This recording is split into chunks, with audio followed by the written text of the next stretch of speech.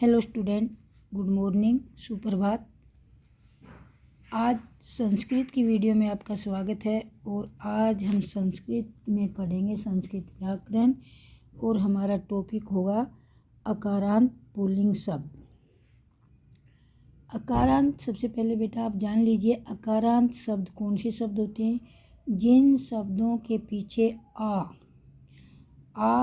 लगा होता है उनको हम अकारांत पुल्लिंग शब्द कहेंगे और उन पुल्लिंग शब्दों के शब्द रूप बनाने होते हैं।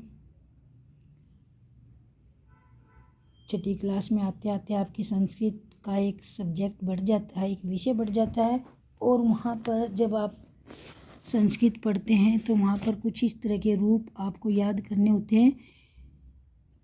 राम, रामू, रामा, इस तरह से हमें रटना पड़ता है और हम रटते जाते हैं, फिर पीछे का भूलते जाते हैं। तो इस वीडियो में मैं आपको एक ऐसा लॉजिक तरीका बताऊंगी जिससे आप एक शब्द रूप याद करेंगे और उसके बाद सारे शब्द रूप आपको याद हो जाएंगे। ज़्यादा मेहनत आपको नहीं करनी पड़ेगी। तो देखिए अकारांत पुल्लिंग शब्द, और मैंने यहाँ पर राम शब्द को लिया है। आप राम के स्थान पर कुछ और ले सकते हैं, बालक ले सकते हैं क्योंकि बालक भी अकारांत है। छात्र ले सकते हैं, देव ले सकते हैं, नर ले सकते हैं, जन, सिंह, मयूर, मृग, इस तरह का कोई भी शब्द आप ले सकते हैं और उन सब के शब्द रूप राम के अनुसार ही चलेंगे। अब आपको देखना क्या है, जैसे राम हमारा मूल रूप है। मूल रूप होता है जो शब्द की जड़ होता है, उसके ऊपर ही शब्द टिका होता है, उसको हम मूल रूप कहते हैं। जैसे राम, अभी मैंने बताया राम के स्थान पर आप कोई और भी शब्द ले सकते हो, छात्र ले सकते हो, नर ले सकते हो, देव ले सकते हो। तो आपको करना क्या है, जैसे और ये हमारी होती है विभक्ति को हिंदी में कहते हैं बेटा कारक चिन्ह। संस्कृत में जिसको हम विभक्ति कहते हैं और हिंदी में उसको हम कारक चिन्ह कहते हैं, ठीक है। और विभक्ति के संस्कृत में 3 वचन होते हैं, एक वचन, द्विवचन, बहुवचन। और ये विभक्ति बेटा संख्या में हमारी 8 होती हैं। जैसे हम हिंदी में पढ़ते हैं कर्ता ने, कर्म को, करण से, संप्रदान के लिए, अपादान से, के द्वारा, संबंध का, के की, अधिकरण में, पर, संबोधन, हे, अरे, भो इत्यादि। भो संस्कृत में लगता है। तो वही काम जो आपके कारक हिंदी में करते हैं वो काम संस्कृत में विभक्ति करती हैं। अब हम समझेंगे कि विभक्ति को आसान तरीके से हम कैसे याद कर सकते हैं। शब्द रूप, किसी शब्द के रूप हम आसान तरीके से कैसे याद कर सकते हैं, क्योंकि बहुत सारे बेटा हर संज्ञा शब्द का शब्द रूप बन सकते हैं। तो हम उनको कैसे याद करें, किस प्रकार का तरीका अपनाएं कि वो हमें जल्दी याद हो जाए और वो हम भूल ना पाएँ। तो वो तरीका मैं आज आपको बताऊंगी। जैसे हमारा एक शब्द है हमारा राम, और राम के हमने शब्द रूप इसमें याद करने हैं। सबसे पहले प्रथमा विभक्ति होती है बेटा, वो कर्ता होती है, कर्ता ने, उसका मतलब होता है ने। जैसे राम है, राम ने, रामो, 2 राम ने, द्विवचन का मतलब 2, और रामो मैंने 2 राम, और रामा मैंने अनेक रामों ने। तो जब हम राम के शब्द रूप लिखने के लिए अगर अकारांत शब्द है तो शब्द लिखेंगे और उसके पीछे आपने विसर्ग लगा देना। जो मैंने ब्रैकेट में लिखा है वो उस शब्द के पीछे लगा देना। जैसे यहाँ मैंने राम लिखा, आप यहाँ पर बाल भी लिख सकते हैं, बाल मैंने बच्चा और बालक भी लिख सकते हो। तो अगर आप राम के स्थान पर बालक लिखेंगे तो बालक के पीछे भी विसर्ग लग जाएगा। अब आ गया आपका रामो, और आप बालक के लिखेंगे तो क्या हो गया, बालको या बालो, देवो।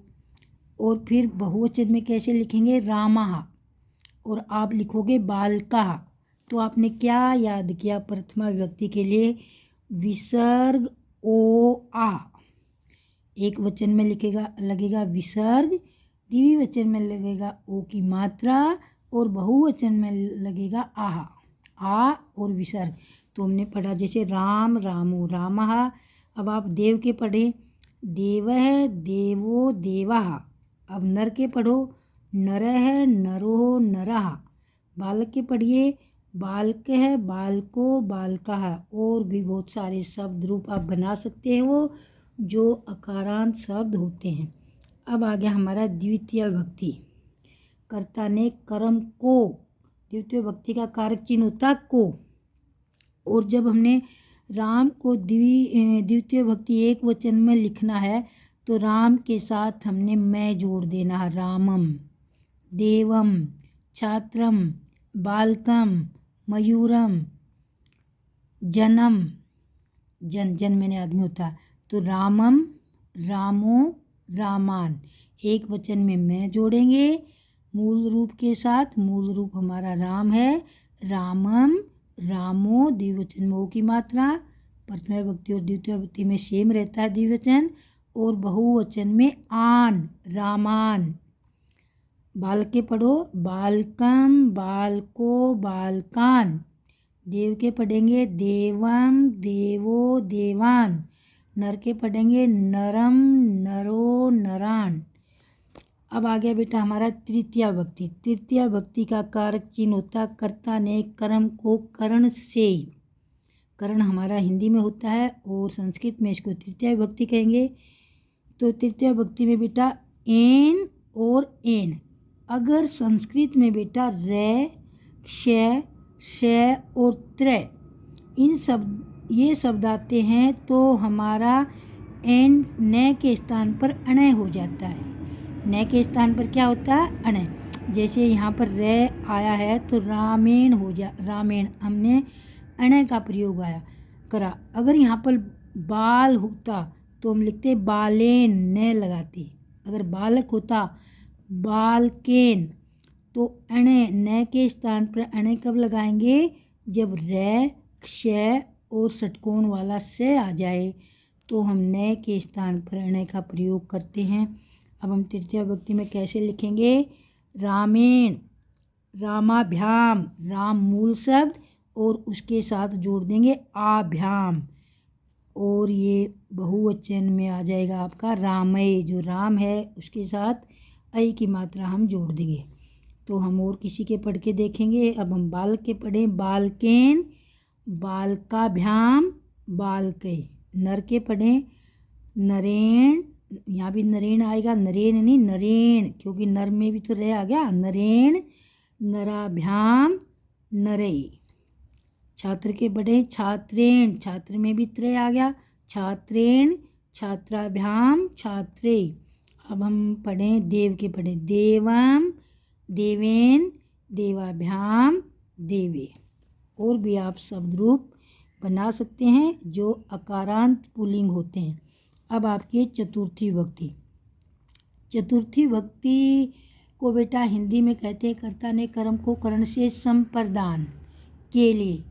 चतुर्थी विभक्ति का प्रयोग होता है के लिए। और यहाँ पर चतुर्थी विभक्ति के कारक चिन्ह होते हैं आए। मूल रूप के साथ क्या जोड़ेंगे? आए, आभ्याम, एभ्य। राम छोड़कर उसके साथ क्या जुड़ा? राम। राम के साथ जुड़ा आए, ये बन गया हमारा रामाय, रामाभ्याम, रामेभ्य। अब आप देव के बनाओ, देवाय। देव के साथ आए जोड़े, देवाय, देवाभ्याम, देवेभ्य। नर के बना सकते हो, नराय, नराभ्याम, नरेभ्य। छात्र के बनाए, छात्राय, छात्राभ्याम, छात्रेभ्य। अब आगे बेटा हमारी पंचमी विभक्ति। पंचमी विभक्ति होती है बेटा हमारा से अलग होना। अलग होने की अवस्था में हम पंचमी विभक्ति का प्रयोग करते हैं। और कारक होता है हमारा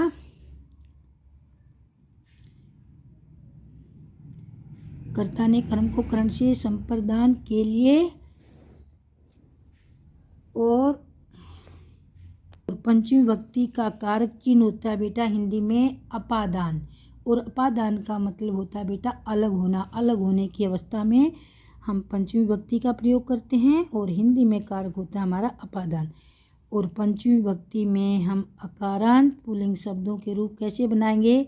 जो मूल रूप होगा उसके साथ आत जोड़ देना, आत, हलंत है पर हलंत है। जैसे रामात, बालक के बनाओ बालकात, नर के बनाओ नरात, छात्र के छात्रात, देव के देवात।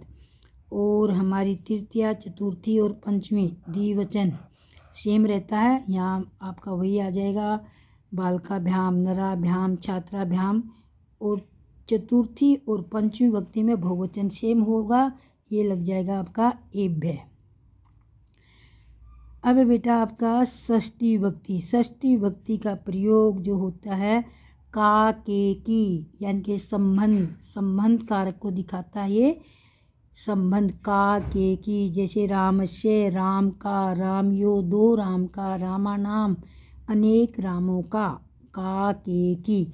और यहाँ पर षष्ठी विभक्ति के कारक चिन्ह होते हैं श, यो, अणाम, श, यो, अणाम। यानी कि मूल रूप के साथ आपने क्या जोड़ना है? श।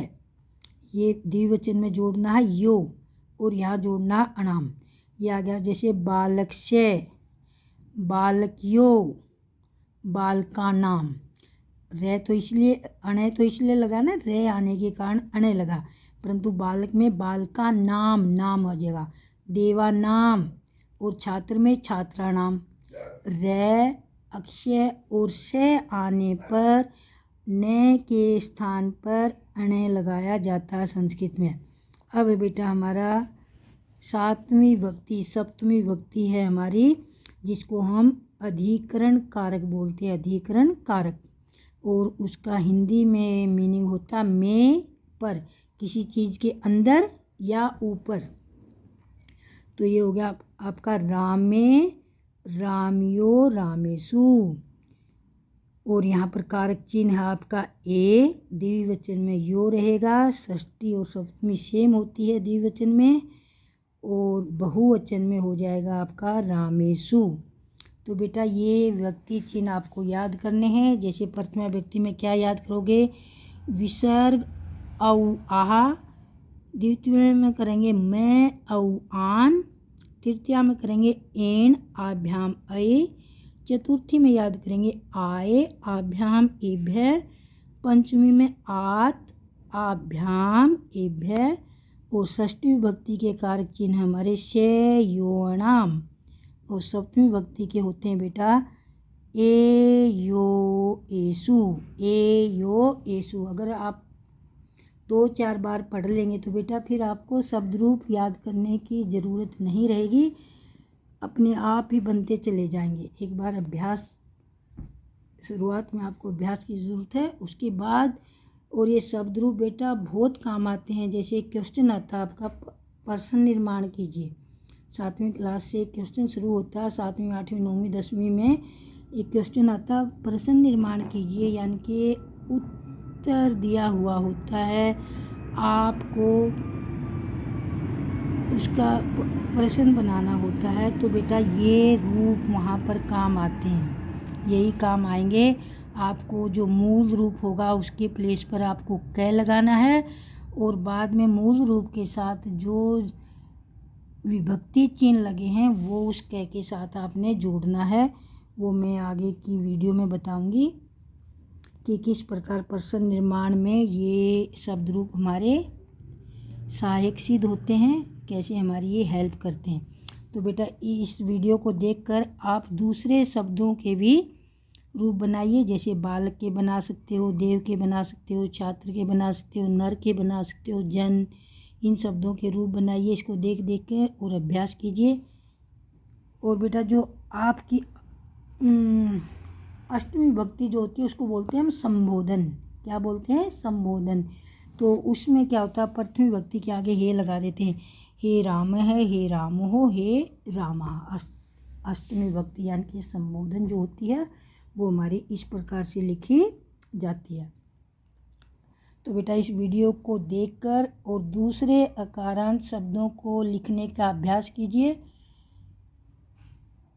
और संस्कृत में ज़्यादा मेहनत करने की ज़रूरत नहीं होती, थोड़े से विभक्ति चिन्ह पढ़ लिए तो अपने आप ही बेटा संस्कृत में तुक्के लगाने आ जाते हैं। थोड़ी सी जानकारी अगर आपको हो जाएगी, अपने आप कुछ ऐसे लॉजिक आपके सामने आ जाएंगे कि अपने आप ही आपको पता लग जाएगा कि उसका आंसर क्या है।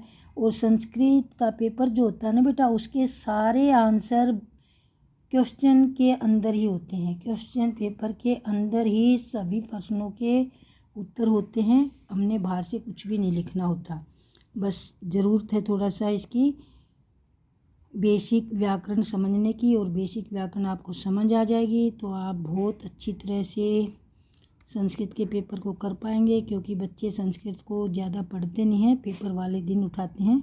इसलिए कभी कभार सप्ताह में 1 या 2 दिन कभी 1-2 टॉपिक आप करोगे तो अच्छी तरह आपको समझ आ जाएगी।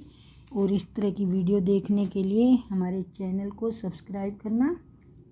वीडियो देखने के लिए आपका बहुत बहुत धन्यवाद।